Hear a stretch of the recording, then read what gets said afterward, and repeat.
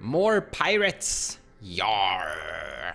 So it's been a while since I made one of these cEDH card reviews, but I've been kinda busy with statistics and calculating Commander tournament data. So this new pirate have been spoiled for a while. But let's talk about the goblin thing. So this is a 1 red, 2 generic, 3 mana cost for a free first strike legendary creature goblin pirate. Pirate part is here is kinda important. Because whenever a pirate you control attacks, choose one that has been chosen this turn. Create a treasure token, target creature can't block this turn, or exile the top card of your library, you may play it this turn. Now we already have an older version of Breeches, a 4 mana cost version. And I actually already have a deck with Breeches in Naya with Sidar Condor of Yamura.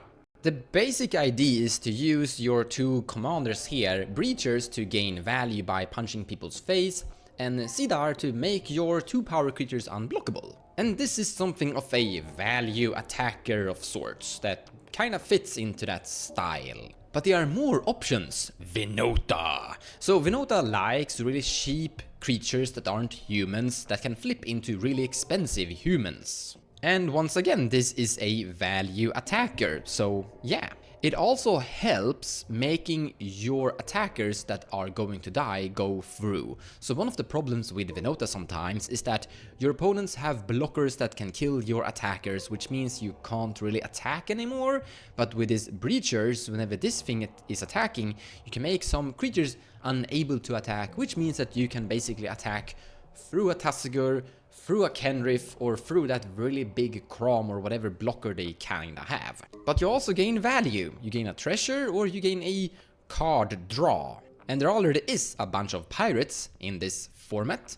Like Dockside Extortionist is going to generate a trigger on this. Like Dockside wasn't good already. And then I guess we just have to talk about the pirate tribal commander Malcolm. Whenever one or more pirates you control deals damage to an opponent, you create a treasure token for each opponent that dealt damage. Both of them are pirates, they are gonna synergize with each other, so to say.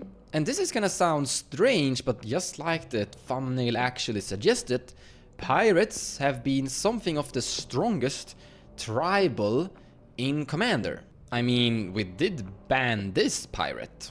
But we are starting to find a few pirates that are actually like good on their own, but also function within the pirate tribal theme here, like Sire's Storm Tamer. Sacrifice Siren Storm Tamer, counter target spell or ability that targets you or a creature you control. The reason why this is ultra key is because of Glinthorn Bakuneer, which is the pirate tribal combo finisher. We've all seen Malcolm and Glinthorn perform that 1 card combo really efficient. And because of this, it's good to have protection.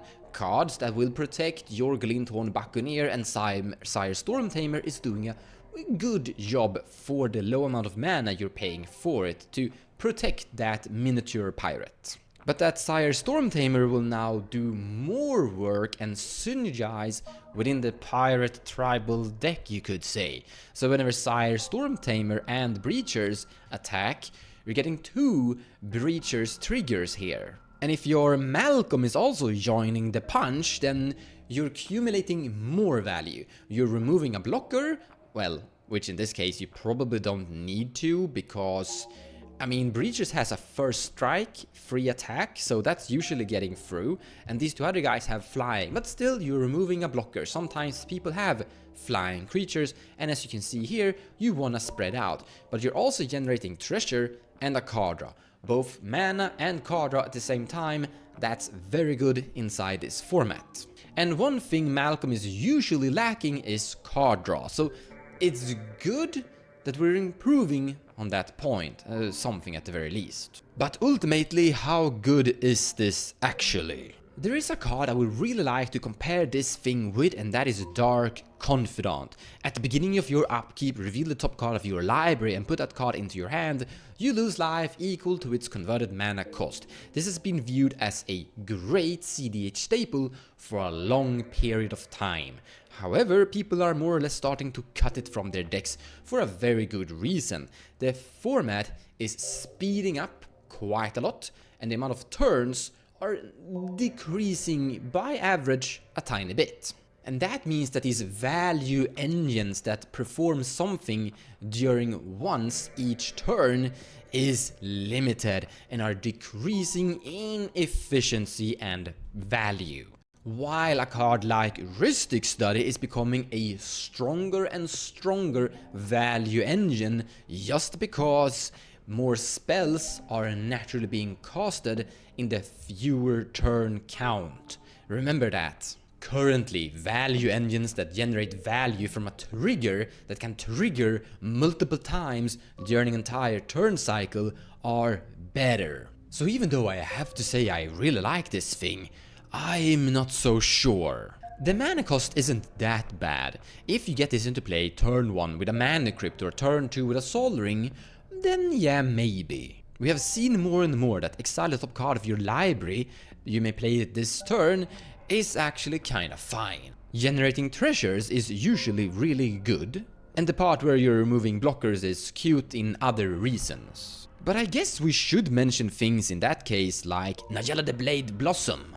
So Nayela wanna go to combat and perform a combo trick of sorts, and she also kinda wanna generate mana and such. Now, of course, Breeches isn't gonna be enough because you're just making one treasure, but sometimes that's actually kinda nice. For example, if you have Nayela and Darevi, you're decreasing the amount of attackers you need because Breeches basically counts as 2.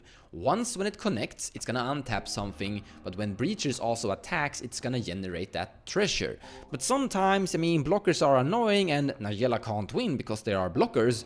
Well, Breeches can actually help you with that.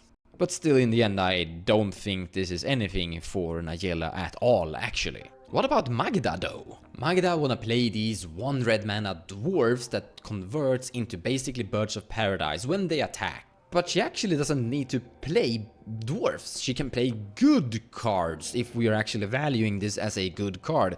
Now it is a little bit more expensive compared to those 1 red mana dwarves, but it's doing the dwarf job. Also, it's actually doing the dwarf job even though Magda isn't in play, which sometimes actually happens as Magda is a key card target to kill in that Monred Magda deck. So this would do something with Magda when Magda is in play, but also do something when Magda isn't in play. When I look at this card, I don't see an amazing cEDH card in general. I'm just seeing, hey, that's another pirate that is like decent.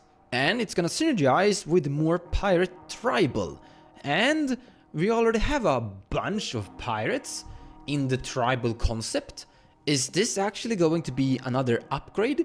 Potentially building more towards that pirate tribal. Like Direfleet Daredevil, it's not a terrible card, it's something you could theoretically play, depending what your opponents have in the grave, as a metagame concept of course. But it's also a pirate, and it's gonna synergize with some of the other piratey things we have actually seen already. I guess I should also mention that ninjas are starting to become a tribally thing inside cEDH. The currently Yuriko deck lists are quite ninja tribal, so to say. So it's kinda cool that we have like pirates and ninjas in cEDH being the tribally thing. As a finalized review, the card is not great, but it's not bad either, and I don't think I would be skeptic if I saw one actually playing it, because it is in the end a decent value engine. It is not great, but a little bit power creepy compared to other options we've already seen, like it's making a treasure and it's making a card draw, and yeah, it's removing blockers, which is good sometimes. Take care guys, I see you next time, yar yar yar!